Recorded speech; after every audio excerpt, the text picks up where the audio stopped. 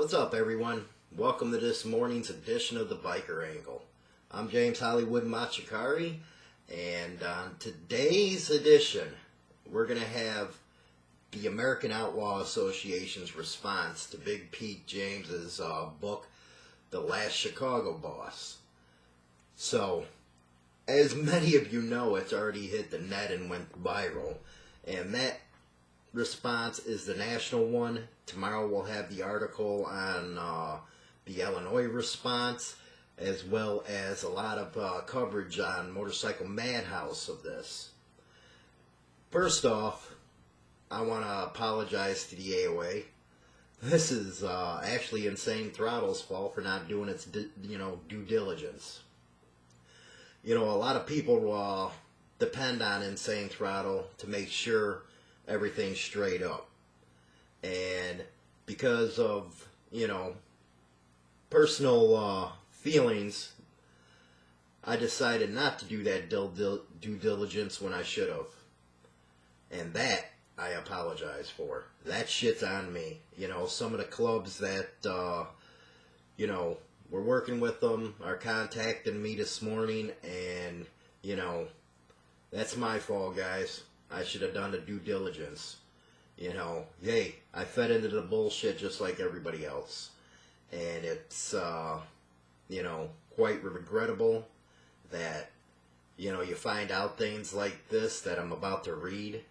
And, more regrettably, I didn't go to the source in the first place and get their side of the story because, we always preach over here, get both sides of the story.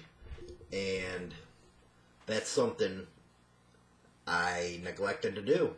So that shit's on me. Nobody else but me and Insane Throttle for promoting them.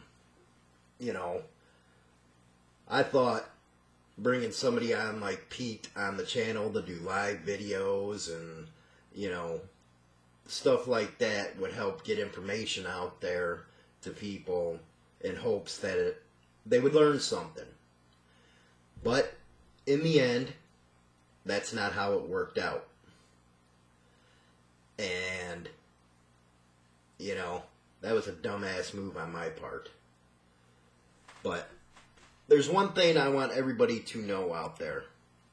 Some of the stuff that's been said about AOA on his lives, or more importantly in the book, is bullshit. It's the furthest from the truth right there. And you know what? I know the dude's gonna come out woofing. That's what he does. And if you don't know what woofing is, then you haven't been on the streets long. But I know that's gonna come out. So, oh boy, am I prepared for that one. But anyway, a lot of the people he talked about in that book, I knew. He uses pseudonyms because he couldn't use their real names or let people know who they are. But I know who they are.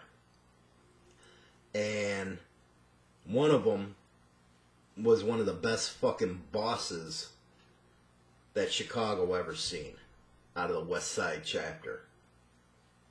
He is the most stand-up motherfucker I've ever known.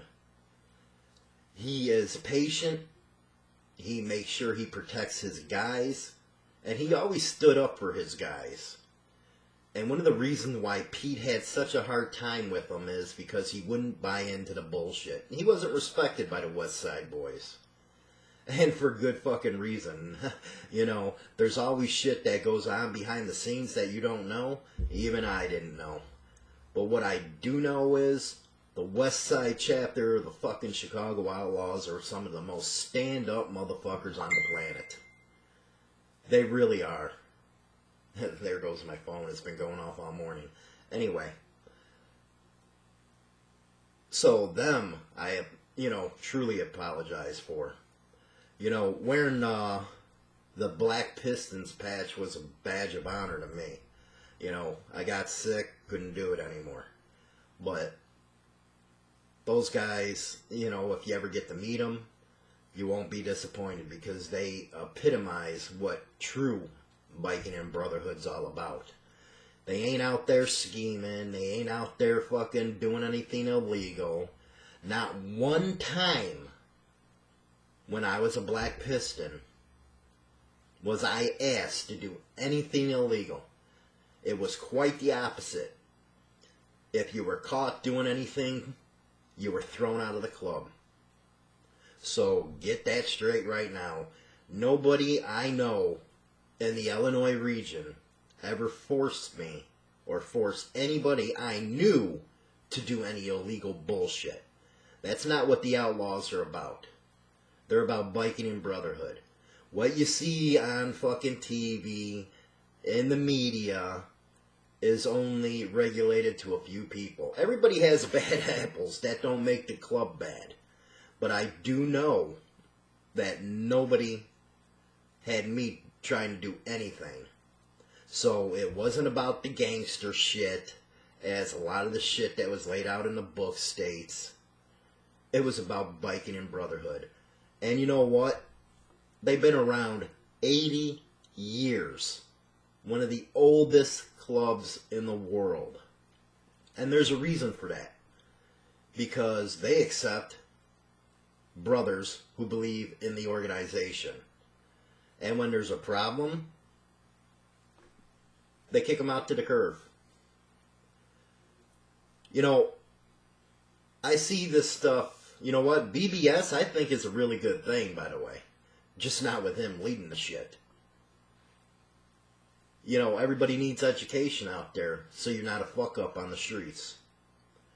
But you got to practice what you preach.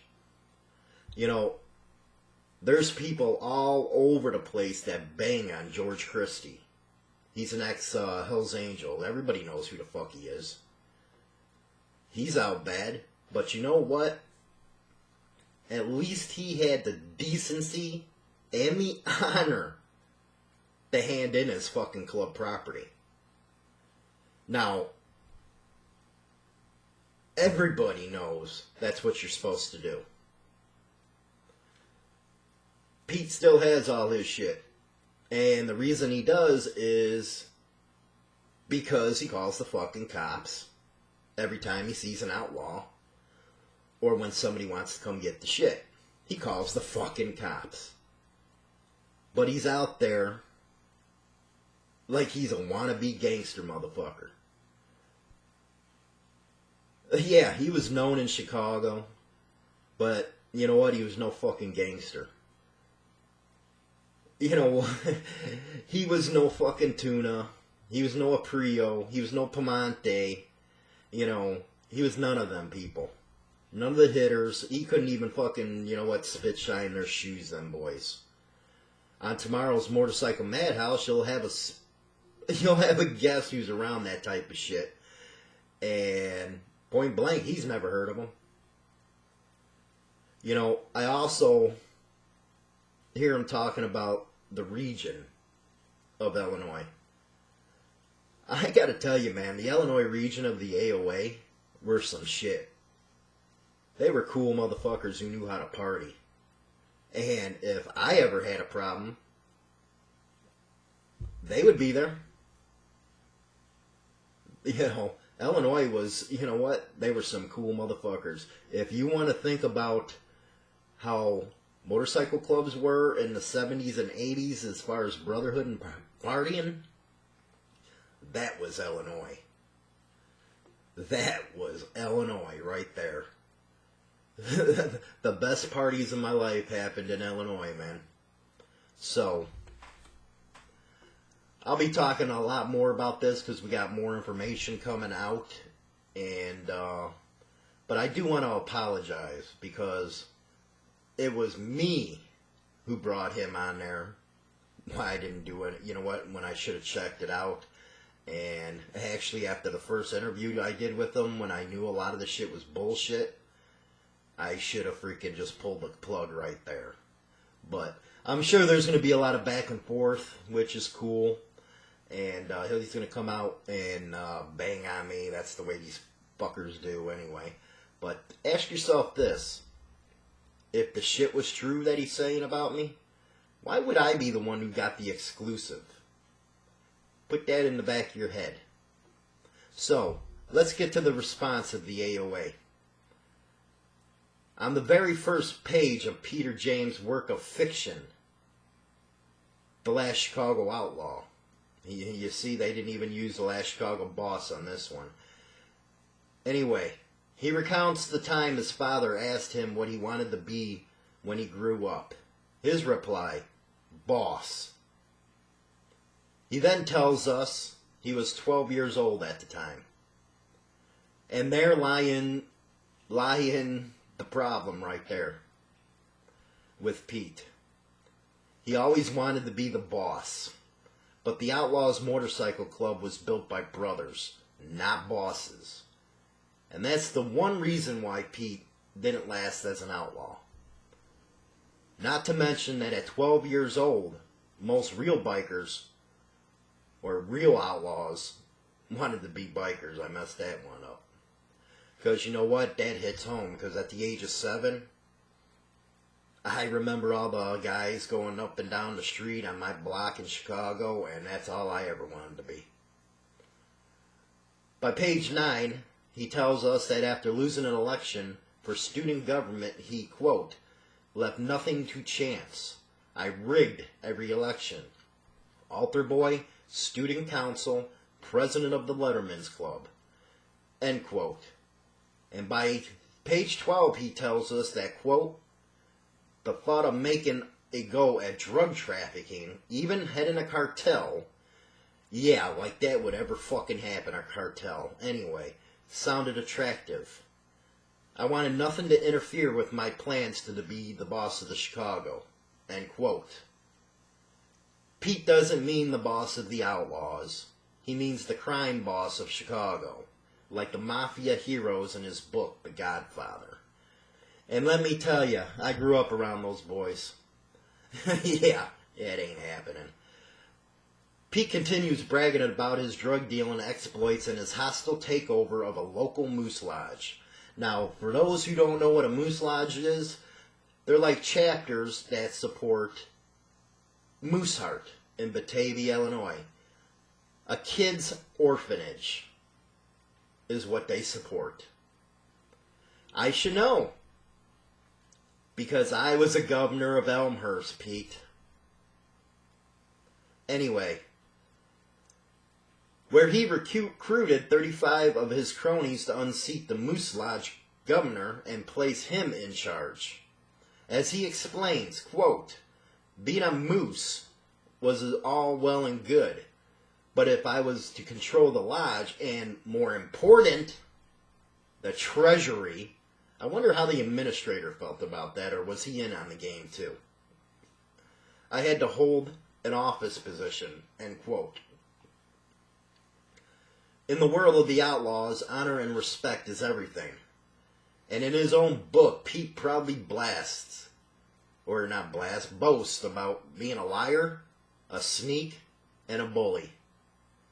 On page 21, he praises the outlaws for their loyalty and honor and writes, quote, I needed a way in. As a president of the Loyal Order, you notice he named his club after the Loyal Order of Moose. You couldn't get any better name. Anyway, I had instant legitimacy in the OMG, Outlaw Motorcycle Gang world. The fact that I also had an intimate knowledge of the drug trade was a bonus. But being a member of my own club was not going to land me the position of boss of Chicago. For that title, I had to control the club that controlled the city. I needed to fortify my position, align with the outlaws, occupy territories, eliminate opponents, and befriend the leader of the outlaws, end quote. And there you have it. By this point in the book, Pete has written repeatedly about his fanatical desire to be a crime boss, which the outlaws ain't. They're a motorcycle club. And his constant manipulating and scheming. And when he finally gets to writing about the Outlaws Motorcycle Club, he describes them as nothing more than a required stepping stone to satisfy his lust for power. There's no mention of motorcycling, no mention of brotherhood, no mention of travel or tradition or pride or any of the other things the real outlaws live for. To Pete, the Outlaws were just another part of his rise to the top. For most club members, being an outlaw is the top, which it is. Anybody who wants to be in the club scene knows damn well. Depending where you're from, you know, you either want to be an outlaw, you want to be an angel, you want to be a bandito, you know, whatever you're. But in Chicago, the Outlaws are the pinnacle of the motorcycle club world. The Outlaw Motorcycle Club is a private organization. We rarely do interviews, and we don't make documentaries. We don't write books. We don't pose for magazines. We don't seek publicity, and we prefer to be left alone.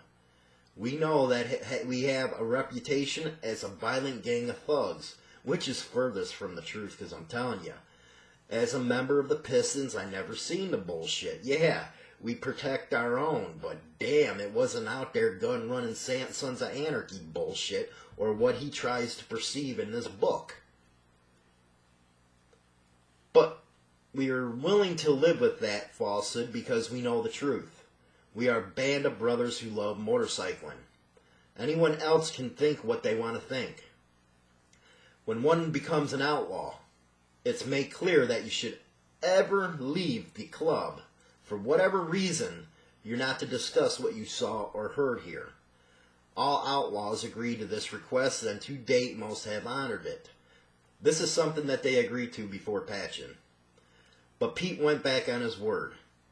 He wrote a book full of lies, inflating his own importance, and then he went on a media blitz to promote that book. Along the way, he said things about outlaws that are simply not true. He said things that are disrespectful, and he did so in a cowardly manner. On page 232, and you guys in BBS might want to pay attention to this, because this is some true shit right here. Pete makes an astonishing admission. He explains that he started a fake motorcycle club. I remember it, Cosmic Riders, for the sole purpose of selling the patches to unsuspected no-voices, such as those in BBS who just want to get educated, as a way to make money. He, of course, would control the phony club and keep every penny. When asked why he wanted to start this bullshit club, Pete writes in his book, quote, "Money," end quote. I was already planning to keep this venture secret from the Outlaws, quote. Pete goes in a great detail about how he exploited the motorcycle club community for his own gain, and how he did it, in fact, keep it a secret from the Outlaws. He was doing this and the Outlaws didn't know about it. And for good reason. The Outlaws have a long and proud reputation of not exploiting smaller clubs. We don't sell patches, we don't control or organize local clubs. We seek friendships with other clubs and nothing more. Had the Outlaws known Pete was using our name to exploit smaller clubs, we would have stopped it immediately. You got to remember, one of the big reasons why Pete bashes on the regional P in his book is because all those years he could never achieve it. And not to lessen the position of the Outlaws, but what's a VP really do? Think about that. Pete was thrown out of the Outlaws because he wasn't outlaw material. That's plain and simple from the club. His behavior from then on proves that he's not a man of honor and integrity, and he's certainly not a tough guy. It's kind of hard to be a tough guy when you're sitting on a chair all the time. Pete is in possession of outlaw property when he was thrown out of the club, and he's refused to return it. Remember, even a guy like George Christie returned his property. Shit. I returned my property at the meeting, but he'll go around bashing me. But here, He still has the club property, and here's why. When an outlaw approached Pete to retrieve the club property, Pete called the police for protection.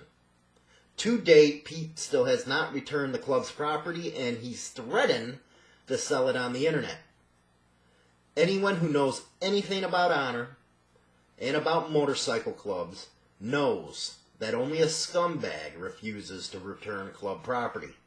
It's the height of disrespect and cowardice. Well, yeah. You know, I hear that all the time. Because you guys in BBS, a lot of you guys send me the videos and send me the snapshots, which is cool.